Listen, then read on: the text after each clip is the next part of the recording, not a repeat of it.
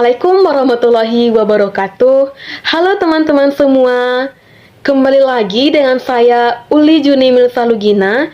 Di video kali ini saya akan membahas mengenai salah satu bidang gerakan dalam konteks administrasi pendidikan, yaitu administrasi kurikulum. Nah, seperti yang teman-teman ketahui, di masa ini tidak sedikit mahasiswa lulusan perguruan tinggi yang sangat sulit, bahkan tidak mendapatkan kesempatan sama sekali dalam dunia pekerjaan, sehingga angka pengangguran di Indonesia terus meningkat setiap tahunnya. Nah, kenapa ya hal ini bisa terjadi? Lantas, bagaimana solusinya? Untuk teman-teman ketahui, pada dasarnya persoalan yang disebutkan sebelumnya tidak sepenuhnya dipengaruhi oleh kemampuan akademik anak, melainkan lebih banyak ditentukan oleh kurikulum yang ditawarkan dan yang diterima oleh anak tersebut dalam proses pendidikan. Untuk menjawab hasrat dan kebutuhan industri pekerjaan terhadap sumber daya manusia, maka dibutuhkan suatu aturan atau administrasi yang dapat mendesain atau merancang kurikulum yang akan diberikan kepada peserta didik oleh lembaga pendidikan agar peserta didik yang dihasilkan nantinya dapat memenuhi kepermintaan dari industri pekerjaan. Jadi, teman-teman, apa sih sebenarnya arti dari administrasi kurikulum?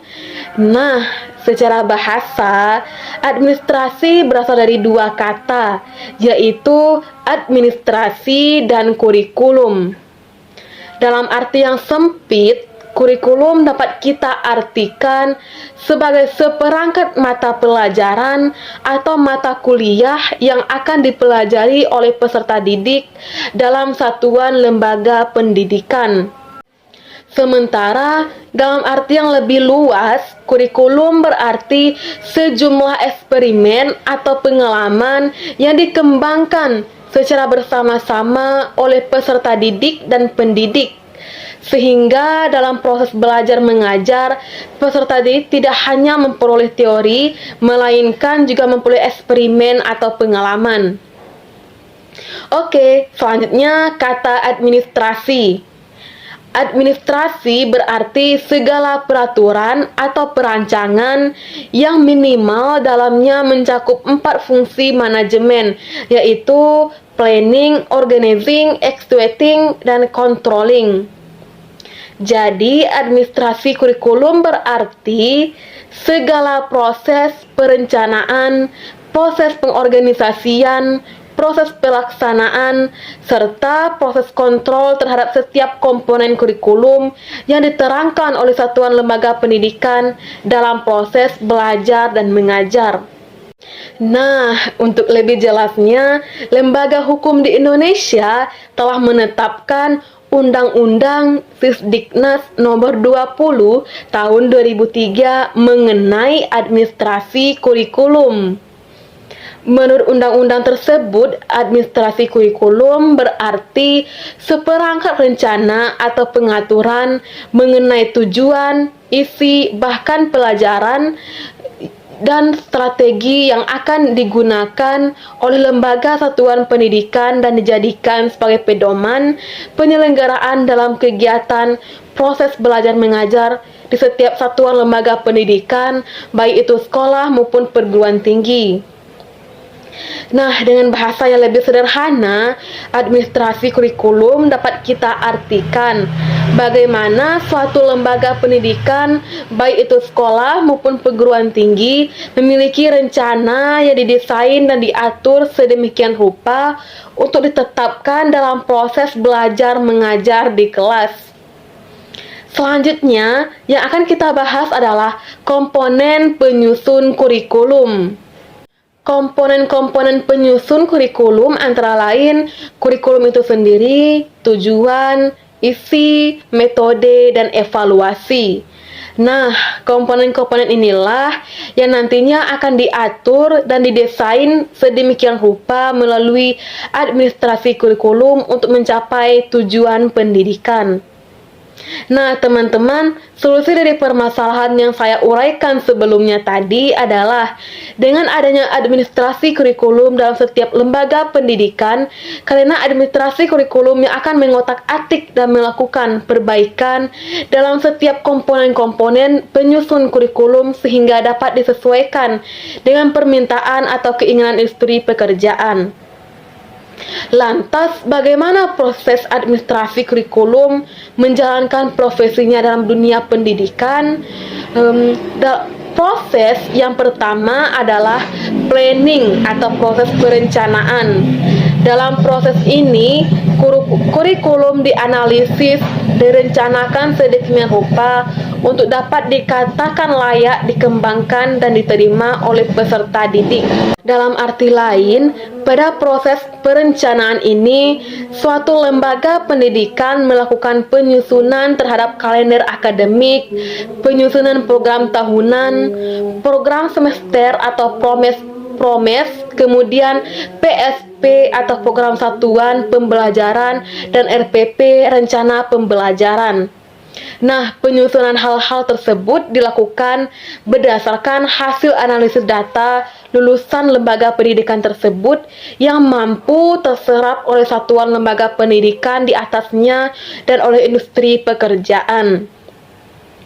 Proses yang kedua adalah organizing atau pengorganisasian kurikulum. Dalam proses pengorganisasian ini erat kaitannya dengan istilah direkmen, direkpris. Maksudnya, dalam proses ini kurikulum akan diorganisasikan dan akan dikelompokkan sesuai dengan permasalahannya.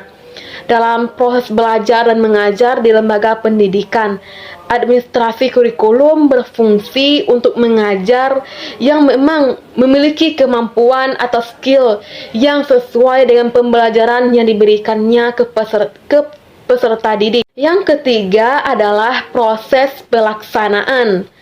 Nah, proses pelaksanaan inilah yang kita kenal dengan istilah PBM.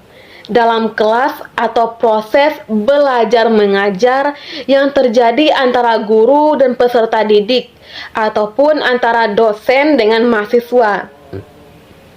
Dalam artian yang kompleks, proses pelaksanaan ini berarti proses implementasi kurikulum yang sudah didesain dan dirancang sedemikian rupa tadi kepada peserta didik untuk memunculkan pengalaman serta pengetahuan kepada peserta didik agar peserta didik memiliki skill kemampuan yang dibutuhkan dan diminta oleh industri pekerjaan. Dan proses yang terakhir adalah proses evaluasi.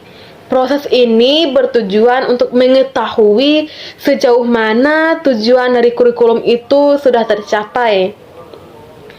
Selain itu, proses ini juga berfungsi untuk mengetahui masalah-masalah apa saja yang muncul dan timbul dalam proses pelaksanaan kurikulum. Sehingga kurikulum-kurikulum ke depannya yang diterapkan merupakan perencanaan dari hasil evaluasi kurikulum sebelumnya. Nah, satu hal yang harus teman-teman ingat mengenai proses evaluasi ini, proses ini tidak hanya dilakukan oleh tim evaluasi saja, melainkan dilakukan oleh seluruh komponen yang terlibat dalam proses pelaksanaan kurikulum, baik itu guru, ataupun dosen, ataupun kepala sekolah, dan rektor di perguruan tinggi. Nah, muncul pertanyaan, apa peran guru dan dosen dalam pelaksanaan administrasi kurikulum? Tentu saja, guru dan dosen berperan sangat besar dalam administrasi kurikulum karena guru dan dosenlah yang mengetahui seluk-beluk fakta dan data empiris peserta didik di dalam kelas. Sehingga guru dan dosen itu ikut serta dalam proses pelaksanaan administrasi kurikulum, mulai dari proses perencanaan hingga ke proses evaluasi. Sedangkan pemimpin hanya berperan dalam mengambil kebijakan kurikulum seperti apa diterapkan di periode selanjutnya, berdasarkan data dan fakta yang diamati guru di dalam kelas. Oke teman-teman, sampai di sini dulu pembahasan kita mengenai konsep administrasi kurikulum. Terima kasih, semoga bermanfaat. Wassalamualaikum warahmatullahi wabarakatuh.